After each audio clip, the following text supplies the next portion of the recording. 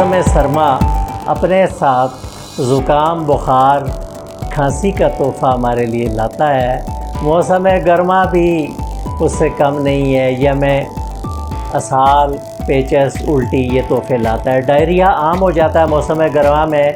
Actually इसमें हमारा कसूर ज़्यादा है। कुछ वबा की सूरत में, कुछ बैक्टीरिया की सूरत में ये आता है। हमारा कसूर ये है कि हम वही सर्दियों वाली पुरखोरी करते रहते हैं। हालांकि हीट होती है, आप जो कार्बोहाइड्रेट्स या खुराक, प्रोटीन वगैरह लेते हैं, अब बाहर मौसम भी गर्मी का है, अंदर मज़ीद हीट दे रहे हैं, तो जब हीट का तवाज़न नहीं रहता तो आपको असाल या डायरिया शुरू हो जाता है। इसमें उल्टी का साथ समा होता है और असाल दर्द के या बिला दर्द हो सकते हैं। पेचस में ये होता है कि पेट में दर्द होता है, खून भी आ सकता है, साथ आपको बुखार भी होता है। पेचस के पहले एपिसोड की बेहतरीन दवा मरकार है, जबकि कुर्ची क्यू में दोनों के लिए है। और कुर्ची के बाद डायरिया में आप क्रोटन टिगलम ले लें, ज़बरदस्त काम करेगी।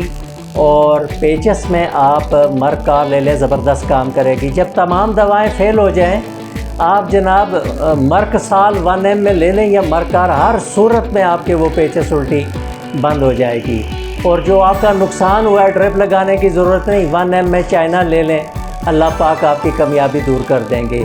अगर घर में कुछ नहीं है तो चीनी और नमक मिला के एक गिलास पी लें, ठीक हो सकते हैं। ये घरेलू टोटका है।